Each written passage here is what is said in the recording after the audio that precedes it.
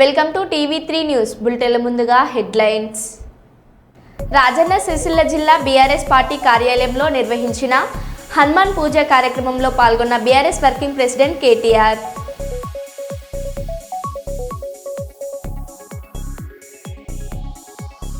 శ్మశాన వాటికలో నిర్మాణాలు తొలగించకపోతే తామే స్వయంగా కూలగొడతామని ఈటెల రాజేందర్ హెచ్చరించడంతో తిగివచ్చిన ప్రభుత్వం.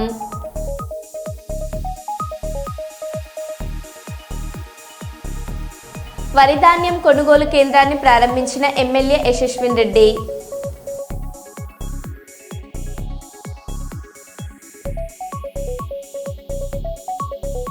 మహిళలకు పండ్లు కూరగాయలు పంపిణీ చేసిన డాక్టర్ శంకర్ శర్మ.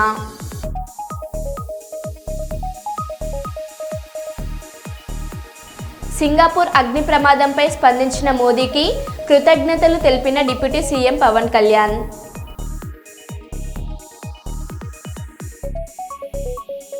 భారత కమ్యూనిస్టు పార్టీ ఆధ్వర్యంలో ప్రజలపై నిత్యావసర సరుకులు అధిక ధరలు పెంచినందుకు నిరసన.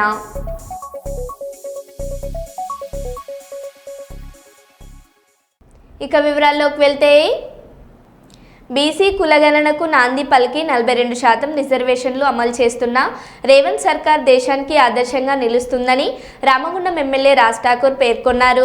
పెద్దపల్లి జిల్లా గోదావరిఖని ఎమ్మెల్యే క్యాంప్ కార్యాలయంలో ఆయన మీడియాతో మాట్లాడారు.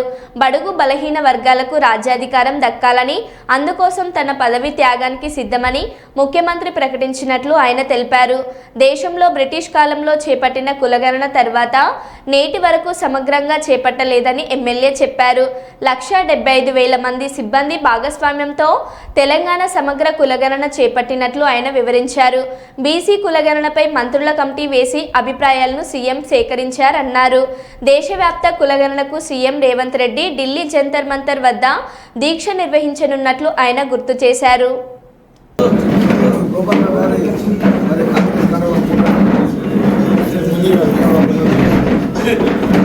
Welcome back.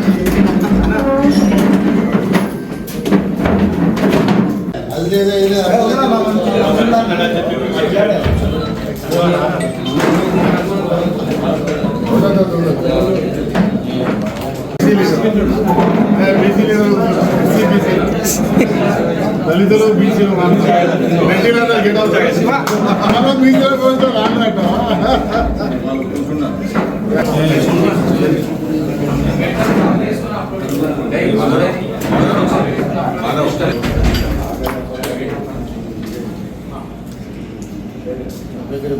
రాష్ట్రంలో రాష్ట్ర ముఖ్యమంత్రి బీసీ కులగణన చేసి అసెంబ్లీ తీర్మానం చేసి 42% సామాజికంగా, విద్యాపరంగా, ఆర్థికంగా, రాజకీయంగా అన్ని రకాల రిజర్వేషన్లు కల్పించాలనే సంకల్పంతో భారతదేశానికే ఆదర్శంగా ఈ రాష్ట్రం నిలిచింది. ఉత్తమ్ కుమార్ రెడ్డి గారు, శ్రీధర్ బాబు గారు, పొన్నం ప్రభాకర్ గారు, సురేఖ గారు, సీతక్క గారు తదితరుల కమిటీ వేసి 1 కాదు 2 సార్లు కులగణన జరిపి చాలా స్పష్టమైన వైఖరితో ఇక్కడ తీర్మానం చేయడమే కాకుండా ఇక్కడ నుంచి చలో ఢిల్లీ బీసీ సంఘ నాయకులతో 50 మంది మేధావులతో కలిసి జంతర్ మంతర్లో వేలాది మందితో కార్యక్రమం చేసి ఒక ముఖ్యమంత్రిగా అక్కడ కూర్చొని సుమారుగా భారతదేశంలో ఉన్న 70 మంది పార్లమెంట్ సిద్ధం. ఇలా భారతదేశం అంతా తెలంగాణ వైపు చూస్తుంది. అన్ని రాష్ట్రాల్లో అందరు కదలి ముందుకు రాండి అని ఒక ఉద్యమాన్ని ప్రారంభించి ఇవాళ మాయ మాటలు చెబుతూ అసెంబ్లీలో కూడా బీజేపీ టీఆర్ఎస్ మేము మద్దతు అని ఢిల్లీ పోరాటానికి రాకుండా ఢిల్లీకి వెళ్ళి బీసీలకు వ్యతిరేకంగా కుట్ర పన్నుతూ ఇవాళ భారతదేశంలో దాదాపు 3వసారి అధికారంలో ఉండి బీసీ అని చెప్పుకునే స్వయంగా మోడీ ఇలా బీసీలకు పూర్తిగా వ్యతిరేకంగా ఒక దీనిని ఒత్తివేసే కార్యక్రమాలు చేస్తూ తిరిగి అలా ఉద్యమాన్ని మొదలుపెట్టినాం. గౌరవ రాహుల్ గాంధీ గారిని, సోనియా గాంధీ గారిని, కాంగ్రెస్ పార్టీ నాయకులను, ఇతర పార్టీ నాయకులను దేశం వ్యాప్తంగా ఉద్యమం చేయడానికి రేవంత్ రెడ్డి గారి నాయకత్వంలో ముందుకు పోతా ఉన్నాం. మీ ద్వారా ఈ జిల్లా కాదు రాష్ట్రంలో ఉన్న ప్రతి ఒక్క బీసీ నాయకుడిని, ప్రత్యేకంగా రామగుండం నియోజకవర్గంలో ఉన్న బీసీ బలహీనులు, మరి అలా వర్గీకరణ పూర్తి చేసినటువంటి బహుజనులను కలిసి రండి, కలిసి పోదాం. ఇవాళ గాంధేయవాదంతో అంబేద్కర్ రచించిన రాజ్యాంగాన్ని అనుసరిస్తూ ప్రజా సంక్షేమాన్ని తీసుకొని ముందుకు పోతున్న మనమందరం కలిసి ముందుకు పోదాం. ఇవాళ మనకు వ్యతిరేకంగా వస్తున్న దొరలు ఏదైతే కేసీఆర్ పార్టీ టీఆర్ఎస్ బీఆర్ఎస్గా మారిందో వారిని బీజేపీ వారు ఈ దేశంలో మత కల్లోలాలు సృష్టిస్తూ ఈ దేశాన్ని ప్రైవేటు పరుని చేయడానికి బ్రిటిషులను మర్పించే విధంగా బలహీనం అణగదొక్కే కార్యక్రమంలో మరి ఏ రోజైతే స్వతంత్రం కొరకు అందరం కలిసి పోరాటం చేసినామో ఇలా బలహీనుల గురించి పోరాటం కాంగ్రెస్ పార్టీ మొదలుపెట్టింది. మన హక్కులను సాధించే వరకు పోరాటానికి సిద్ధంగానని మీ ద్వారా పిలుపునిస్తున్నాం. మార్కు శంకర్ ప్రమాదంపై పవన్ కళ్యాణ్ తాజాగా స్పందించారు. ఈ సందర్భంగా ఆయన ప్రెస్ మీట్లో మాట్లాడుతూ సింగపూర్ అగ్ని ప్రమాదంపై స్పందించిన ప్రధాని మోదీకి కృతజ్ఞతలు తెలియజేశారు. విషయం తెలిసిన వెంటనే నాకు ప్రధాని ఫోన్ చేశారు. అలాగే సింగపూర్లోని భారత రాయబారికి ఫోన్ చేసి ఆరా తీశారు. శంకర్ త్వరగా కోలుకోవాలని ఆకాంక్షిస్తూ స్పందించిన సీఎం చంద్రబాబు, సీఎం రేవంత్ రెడ్డి, లోకేష్ సహా అందరికీ పవన్ ధన్యవాదాలు తెలియజేశారు. మనకు ఇండియన్ హై కమిషనర్ కూడా తెలియజేసినందుకు మనస్ఫూర్తిగా ప్రధానమంత్రి నరేంద్ర మోదీ గారికి నా హృదయపూర్వక ధన్యవాదాలు తెలుపుకుంటా ఉన్నాను. అలాగే మీటింగ్లో ఉండగానే నారా చంద్రబాబు నాయుడు గారు, గౌరవ ముఖ్యమంత్రి నారా చంద్రబాబు నాయుడు గారికి ఫోన్ చేసి కూడా వాకప్ చేశారు. వారికి కూడా నా కృతజ్ఞతలు తెలియజేస్తాను. అలాగే నారా లోకేష్ గారికి కూడా ప్రత్యేకించి ఫోన్ చేసి అడిగారు. అలాగే హోంమంత్రి అనిత్ గారు కూడా అడిగారు. అలాగే కేటీఆర్ గారికి కూడా నా ప్రత్యేకమైన ధన్యవాదాలు తెలియజేసుకుంటున్నాను. అలాగే ఆంధ్రప్రదేశ్ మాజీ ముఖ్యమంత్రి శ్రీ జగన్మోహన్ రెడ్డి గారికి కూడా నా ధన్యవాదాలు తెలియజేస్తాను. తమిళనాడు మాజీ ముఖ్యమంత్రి శ్రీ ఎడప్పాడి పళనిస్వామి గారికి, కేంద్ర మంత్రులు కిషన్ రెడ్డి గారికి, బండి సంజయ్ గారికి, ఆంధ్రప్రదేశ్ ఉపసభాపతి రఘురామకృష్ణరాజు గారికి, రాష్ట్ర మంత్రులు అచ్చెన్నాయుడు గారు, నాదెండ్ల మనోహర్ గారు, దుర్గేష్ గారు, బీజేపీ ఓబీసీ మోర్చా అధ్యక్షులు డాక్టర్ కె లక్ష్మణ్ గారు, BRS working president Shri KTR గారు, అలాగే మిగతా ఎంపీలు, ఎమ్మెల్సీలు హరీష్ రావు గారికి, అలాగే ఆంధ్రప్రదేశ్ గవర్నర్ జస్టిస్ అబ్దుల్ నజీర్ గారికి, తెలంగాణ రాష్ట్ర ముఖ్యమంత్రి గౌరవ ముఖ్యమంత్రి రేవంత్ రెడ్డి గారికి, పౌర విమానయాన శాఖ మంత్రి శ్రీ రామ్మోహన్ నాయుడు గారు, ప్రతి ఒక్కరికి పేరు పేరున ధన్యవాదాలు. అలాగే నా తోటి నటీనటులందరూ కూడా మనస్ఫూర్తిగా ఈ సందర్భంలో నాకు వారి వాళ్ళ సందేశాన్ని నాకు తెలియజేశారు. వాళ్ళ గుడ్ విషెస్ చెప్పారు. మనస్ఫూర్తిగా వారందరికీ పేరు పేరున నా ధన్యవాదాలు తెలియకున్నాను. అలాగే నా ట్విట్టర్ అకౌంట్ ద్వారా, మన పార్టీ ట్విట్టర్ అకౌంట్ ద్వారా అందరికీ నా ధన్యవాదాలు తెలియజేస్తాను. అదోనిలో ఎమ్మెల్యే అనుచరుల దౌర్జన్యం. లారీ ఓనర్లు ఎమ్మెల్యేకు కప్పం కట్టాలంటూ హుకుం ఎమ్మెల్యేకు మామూలు చెల్లించకపోతే వాహనాలు తిరిగివ్వమంటూ హెచ్చరికలు జారీ చేస్తున్న ఎమ్మెల్యే అనుచరులు. అర్ధరాత్రి వాహనాలు నిలిపి బెదిరింపులకు దిగుతున్న వైనం.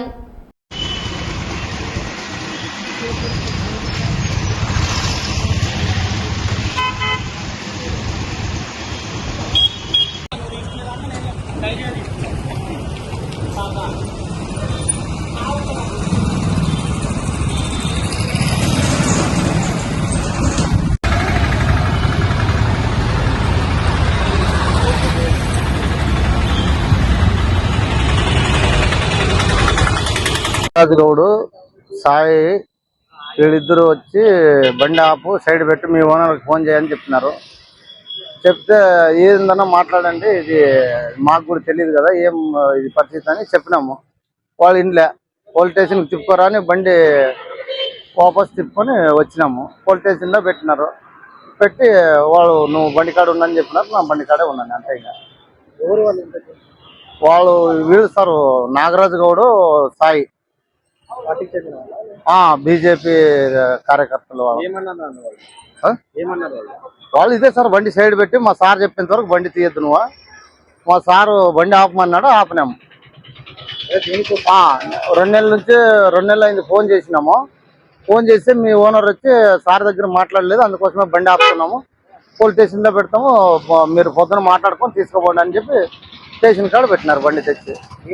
ఆర్టీఓ సార్ వచ్చినాడు పొద్దున, చూసినాడు, కరెక్ట్గా కాటా ఉంది, కరెక్ట్గా ఉందని చెప్పేసినాడు. కాటా చేసినాము, ఇదేం లేదులే కరెక్ట్గా ఉంది టన్నేజ్ అంతా అని చెప్పినాడు. చెప్పి ఆయన వెళ్ళిపోయినాడు. నా పేరు లంకన్న, పి లంకన్న.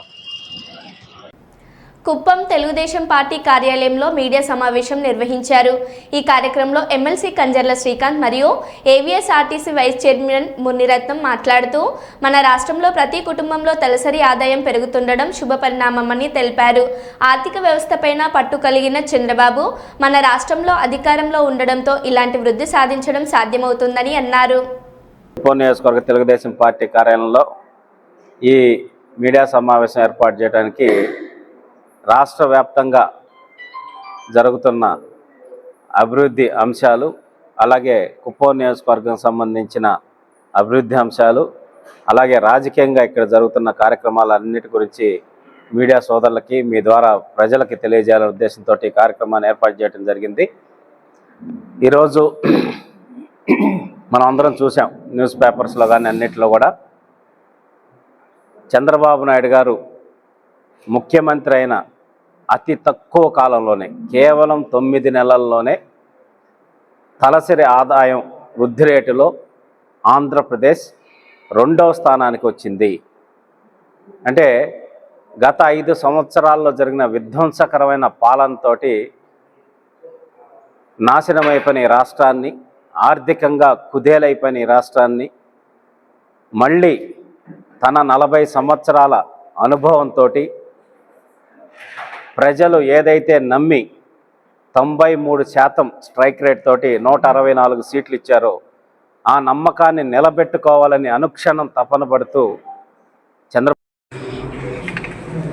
చాలా వరకు కూడా మన రాష్ట్రం నుంచి వెళ్ళిపోయిన పరిశ్రమలన్నీ కూడా వస్తుంది. మళ్ళీ ఆంధ్ర వైపు మొత్తం, దేశం మొత్తం కూడా ఆంధ్ర రాష్ట్రం వైపు ఈరోజు చూస్తాం. దానికి ఉదాహరణ ఏమంటే మొన్నే లూలు కంపెనీ కూడా వచ్చి చూసుకోపోయినారు వాళ్ళు కూడా. అది కూడా అయిపోయింది, ఇంచుమించు అయిపోయింది. లూలు కంపెనీ వాళ్ళు కూడా వచ్చారు. ఇంకో ముఖ్యమైన విషయం ఏమంటే సింగపూర్ ప్రతినిధులు మనం చూసుకోపోయినారు. మొత్తం అమరావతి రాజధాని ప్రాంతం కూడా మళ్ళా కూడా సింగపూర్ వాళ్ళు కూడా వచ్చారు. ఎవరు అవునన్నా కాదన్నా ఆ credibility one and only Chandrababu గారు. నిజమా కాదు? మనం ఆలోచించాలి. జర్నలిస్ట్ మిత్రులందరూ కూడా మనం ఒకే వైపు కాకుండా మీ యొక్క పూర్తి సహాయ సహకారాలు కూడా మీరు కూడా మాకు ఏ విధంగా చేసే, కుప్పం సంబంధించి కూడా ఏ విధంగా చేస్తే బాగుంటుంది అనేది మీరు కూడా మాకు అందరికి కూడా నాయకులు కూడా మీ ఐడియాలజీ కూడా మాకు అందించాలని మిమ్మల్ని రిక్వెస్ట్ చేసుకుంటూ, దీంట్లో భాగంగా మరి ముఖ్యంగా సంక్షేమం ఎక్కడో అక్కడ అంటే ఆర్థిక వ్యవస్థలో 3 రంగాల నుంచి కూడా ఆదాయం అనేది వస్తుంది. ఒకటి వ్యవసాయ అనుబంధ రంగాల్ని ప్రాథమిక రంగం అంటాం. రెండవది పరిశ్రమలకు సంబంధించినటువంటి 2వ రంగం. 3వది సేవలు. ఈ 3 రకాలుగా వచ్చినటువంటి మొత్తం తయారైనటువంటి ఉత్పత్తి ఏదైతే ఉందో టోటల్ దాని రాష్ట్ర స్థూల ఉత్పత్తి, గ్రాస్ స్టేట్ డొమెస్టిక్ ప్రోడక్ట్ అంటాం. అది ఎంత వచ్చింది మనకు అంటే దాదాపు 8,65,13 కోట్లు. 8,65,13 కోట్ల విలువైనటువంటి మనం ఉత్పత్తి సాధించాం. గత సంవత్సరంలో అదే 7,99,400.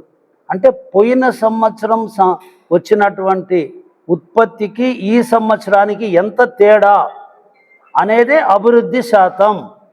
అంటే దీన్ని 2 డివైడ్ చేస్తే ఎంత వస్తుందంటే 8.21%. అంటే గత సంవత్సరం కంటే, అంటే అప్పుడు ₹1,00,000 ఉత్పత్తి సాధించి ఉండింటే ఇప్పుడు 1,08,021,000 వృద్ధి రేటు మనం సంపాదించాము అనేది. అదేవిధంగా పర్ క్యాపిటల్ ఇన్కమ్ అంటే మొత్తం సంపాదించిన మొత్తం డబ్బుని జనాభాతో భాగిస్తే సరాసరి ఎంత వస్తుంది అనేది. 2,70,000 రూపాయలు ఇప్పుడు సరాసరి తలసరి ఆదాయం. సో తలసరి ఆదాయంలో దేశంలోనే 3వ స్థానంలో థర్డ్ ప్లేస్ వచ్చింది. ఏది తలసరి ఆదాయంలో ప్రతి మనిషికి వచ్చే ఆదాయం 2,70,000 అనే దాంట్లో మనం థర్డ్ ప్లేస్కి వచ్చాం. కానీ ఉత్పత్తిలో 2వ ప్లేస్కి వచ్చాం. ఎందుకంటే తమిళనాడు అనేది 9.69, ఆంధ్రప్రదేశ్ కంటే ఎక్కువ సాధించారు వాళ్ళు వృద్ధి శాతం. మనది 8.21. అదే మాదిరి 3వది పాండిచ్చేరి, అస్సాం. కాబట్టి సౌత్ సెంట్రల్ రైల్వే ఎంప్లాయీస్ సంఘ్లోక్ రన్నింగ్ బ్రాంచ్ సెక్రటరీ మరియు డిప్యూటీ డివిజనల్ సెక్రటరీగా పనిచేసిన చింతమురళి పదవి విరమణ పొందడంతో Sangh general secretary doctor Marri Raghavayya garu ఆ స్థానాన్ని భర్తీ చేస్తూ రైల్వే అధికారులకు కోఆప్షన్ లెటర్ పంపడంతో అధికారులు నూతన కార్యవర్గానికి సంబంధించిన ఎన్నిక పత్రాన్ని మంగళవారం నాడు విడుదల చేశారు. సంఘ్ కాజ్పేట్ లోక్ రన్నింగ్ బ్రాంచ్ నూతన బ్రాంచ్ చైర్మన్గా సంగెం మండలం మొండ్రై గ్రామానికి చెందిన పాక రాజకుమార్ను నియమించారు. నూతనంగా ఎన్నిక కాబడిన చైర్మన్ పాక రాజకుమార్ మాట్లాడారు.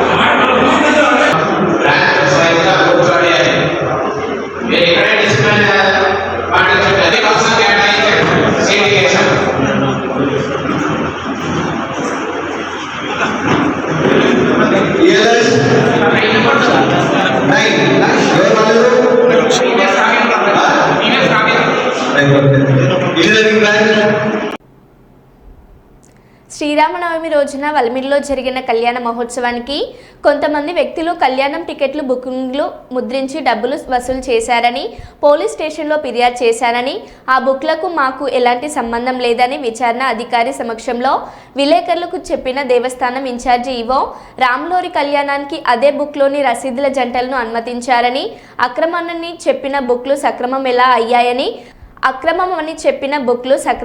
అయ్యాయని వాల్మిడికి గ్రామం మాజీ సర్పంచ్ కత్తి సైదులు, మాజీ దేవస్థానం చైర్మన్ చెరుకు రాములు ప్రశ్నించారు.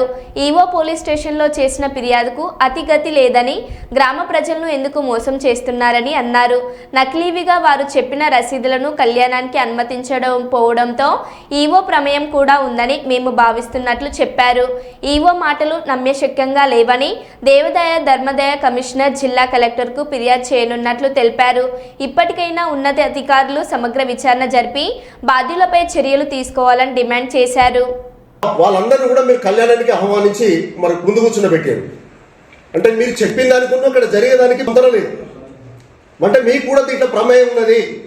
ఇది తప్పకుండా జిల్లా కలెక్టర్ గారికి, మరి జిల్లా సిపి గారికి, మరి ఎండోమెంట్ కమిషన్ దేవాదాయ ధర్మాదాయ కమిషన్ గారికి మీ మీద కూడా మరి మేము నమ్మశక్యంగా లేదు. తప్పకుండా మీ పాత్ర కూడా ఉన్నది.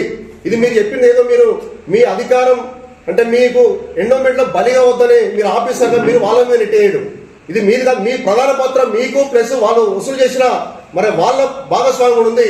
ఇది వెంటనే మేము కలెక్టర్ గారికి మరి మరొకసారి మేము వీళ్ళ మీద చర్య తీసుకోవాల్సిందిగా ఎండోమెంట్ ఈవో గారు కానీ లేకపోతే అక్కడ వసూలు చేసిన మరి ఆ భక్తులు ఎవరైతే ఉన్నారో కాంగ్రెస్ నాయకులు వాళ్ళ మీద కానీ మేము తక్షణమే మరి ఎమ్మెల్యే గారు కూడా మేము ఏమంటున్నాం అంటే వీళ్ళ మీద ఏ మాత్రం ఈవో గారు చర్య తీసుకోలేదు.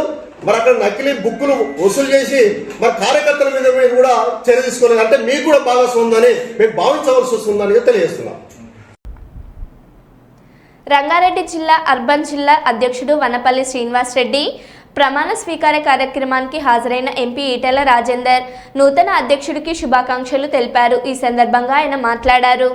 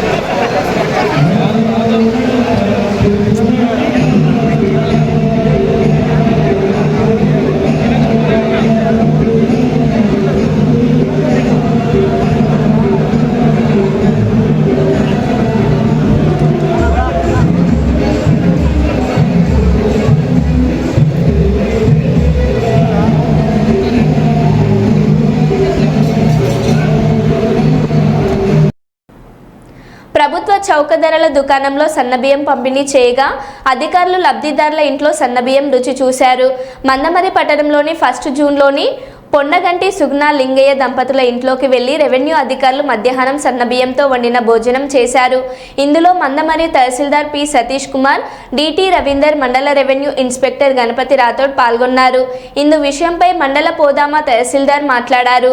ప్రభుత్వం ధనికులు తినే సన్నబియ్యం పేద ప్రజలకు అందించాలనే లక్ష్యంతో సరఫరా చేయనున్నందున కార్డుదారులు సకాలంలో చౌక ధరల దుకాణంకు వెళ్లి బియ్యం తీసుకొని మరియు ఎలాంటి ఆపేక్షణలు ఉన్నచో అధికారుల దృష్టికి తీసుకురాగలరని లబ్ధిదారులకు తెలియజేశారు.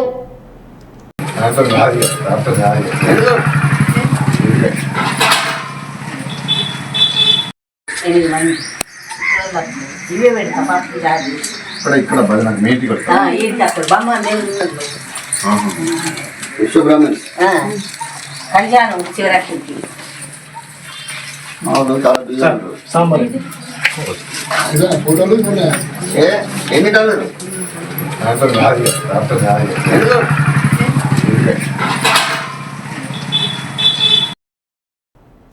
మరో బులెటిన్లో మళ్ళీ కలుద్దాం. Stay tune.